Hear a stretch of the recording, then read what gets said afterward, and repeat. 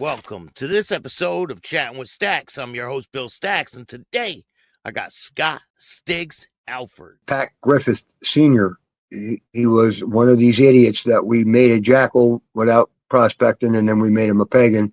Delaware County chapter adapted him as a full-time pagan without ever prospecting. You'll remember him. He is the genius who went shoplifting at Walmart in Delaware County. And when they found out that he was shoplifting, they chased him all around the store, and he threw his cut into a lingerie rack with a loaded firearm in it, and then denied ever being a pagan and was out of the club that fast. Wait, what? He threw his cut. Well, while we're doing this, go on there and Google Pagans member arrested at Walmart. Wow. Yeah, he made it halfway across the Walmart parking lot, realized he forgot his cut, doubled back to his car that he was living out of, put on his cut, went inside, started stealing auto parts and all kinds of other stupid. And when they jumped him at the front door, he made a run for it with a 9mm handgun and three rounds in the 9mm handgun. Who goes around like that? And ran around the store like something off the Benny Hill show. And long enough to lose his cut, the gun, and the stolen merchandise, which they all recovered. Laid the gun on the cut on the suitar, along with the stolen merchandise, and took a picture and put him on every news channel in America with it. That was his claim to fame. He was dating the girl Gina that was involved in the case. So this guy makes a statement to the state police voluntarily. I have it in writing. There's copies of it floating around everywhere, and I will send you directly after the show. I will send them to you so you have them. And he sat down with this same trooper, and he made a statement that he had committed violence as a pagan with me, that no violence is ever committed in the state of Pennsylvania without my okay. I mean, fictional cartoon statements that they just don't even make sense. From the mind of methamphetamines is all I can say. And then the trooper goes on to ask him, had you ever seen Mr. Alford commit a homicide? And he says no, but it's a well-known fact that him and another pagan killed a former pagan in 2005 who was a Hell's Angel at the time. At this point, the trooper says, you were a witness to this? And he said, no, I didn't even meet Skidz until 2022. Now, when you make a statement like that about 2005 and then say you didn't even meet me until 2022, I mean, everything about your credibility goes right out the window. It becomes the definition of hearsay. And any professional law enforcement agent will tell you, oh, we can't use anything with that. This guy stamps his approval on it and says, we're going to move forward and put this in our probable cause affidavit for a questioning of the prisoner currently being held on solicitation charges in the Bucks County Jail. And they sure enough came down and asked me whether or not I had committed a homicide in 2005, or whether or not they were so confused by the date. Now, this will tell you what kind of experts we're working with. You already know that we're talking about 2005 and 2022. I wasn't a pagan until 2020. So they're asking me, did you order it? Did you order this? And I'm saying, what about me? How could I? There's no way that you could have. How would I have done that? I'm like, dude, read your own evidence again, and I'll give you a minute to catch up. Like you're out of your mind right now. There's nothing about this case that I can make a statement on. I have no knowledge of this. This came from a local addict who was at a party one night. Somebody said he heard the Angels were coming back. And this dude said, so-and-so and Skidz handled that back in the day. They'll handle it again, man. Fuck them Hells Angels. And somebody was at that party and overheard what he said. And it happened to be the nephew of the other person he mentioned. And that man called that pagan who was an ex-pagan at the time, and said, "Are you aware this kid is putting your name in this story along with some dude named Skidz? This guy didn't even know me." And this particular ex-pagan arrived at that party shortly thereafter and put an kicking on this kid to the point where the kid went to the hospital. And when he was being asked by a local cop, what the f did they beat you up for? And he said, "Well, I don't know, man. I was just telling a story about that, that Hell's Angel that got."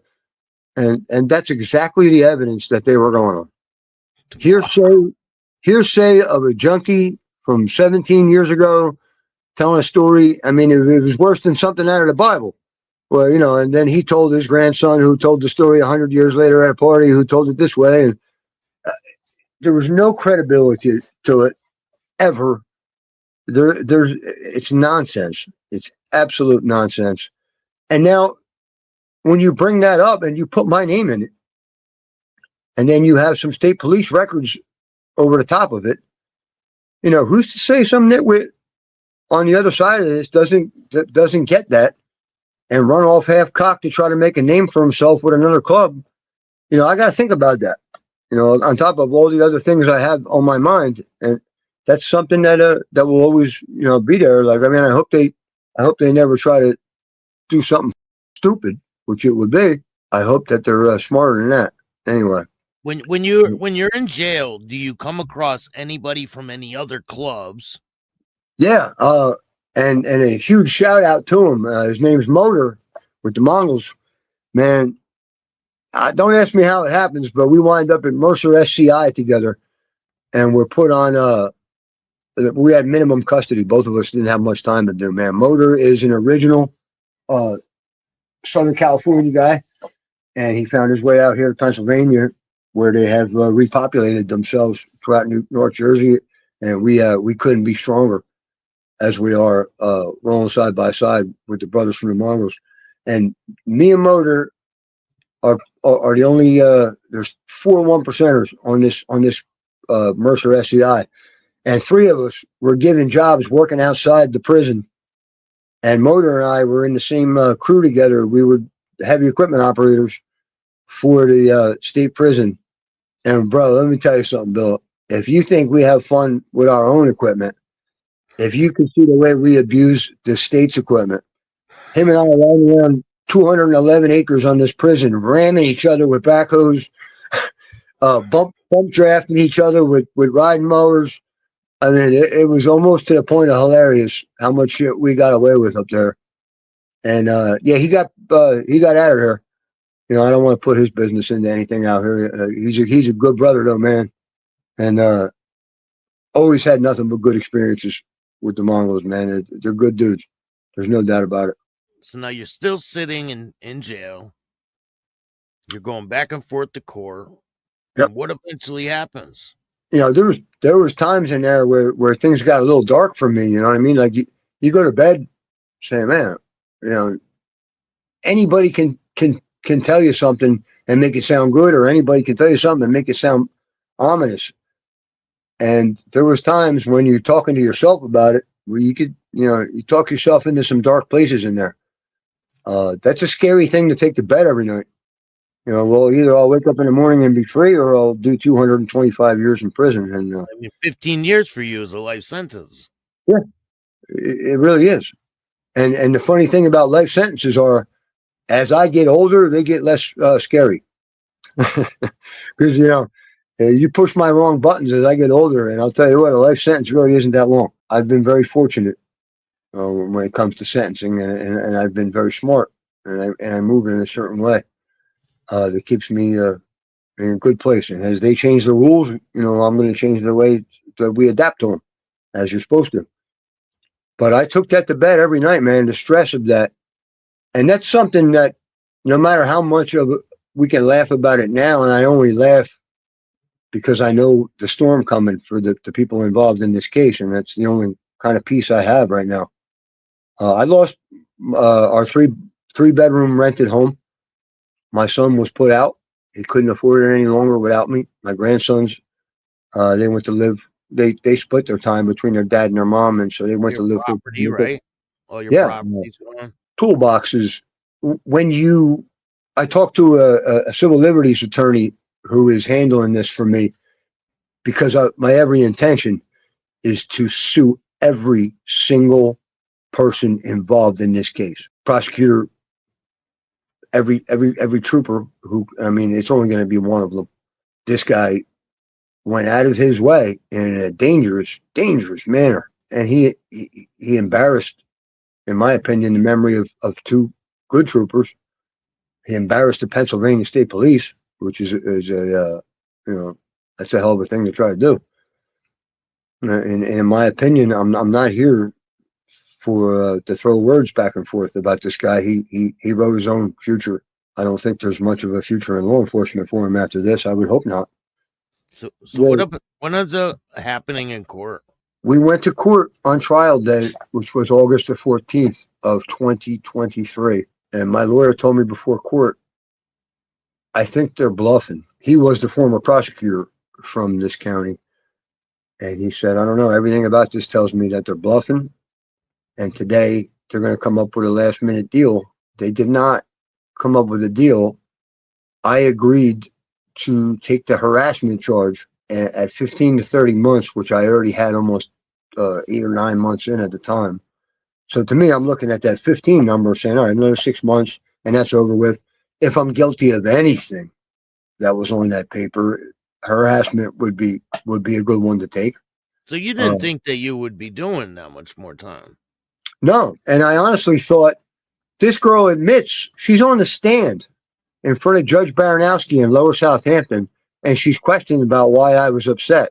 And she said, oh, I was sending pornography to his family and his friends and his club and his worker. That's a felony. And he's, my lawyer goes on to say, where did you get this pornography from that you're able to even harass him with it? Oh, I got it from Brittany. And then they put Brittany on the stand, and she says, oh, I got it from Gina. And they admit right in court to the only crime that really happened, if any crimes happened. And they've, to date, no charges. No charges for either one of them. The state attorney general got letter after letter. And this is where this case picks up a lot of speed and a wrecking ball of weight. Every letter was ignored. We didn't even get a, hey, we'll look into it. Best of luck. We didn't get nothing back. And turns out, I don't know if you're familiar with who was the state attorney general when my case happened on February 17th of 2023, but he now goes by a different name, and that is Governor Shapiro of the state of Pennsylvania, who has recently thrown his hat into the ring to be the next president of the United States. And with the upcoming Fox show that we're going to do with this man who's going to do this show, he thought it would be smart to contact the governor and let him know that this investigative report is going to wind up on your front porch, my friend, because all this happened under his watch. I'm not putting any blame on him for it, but now would be the time for Governor Shapiro to mop up the mess that's obviously behind him that he left here, whether or not he knows he did it or somebody under him did it. He can expunge your record too, right? Your this.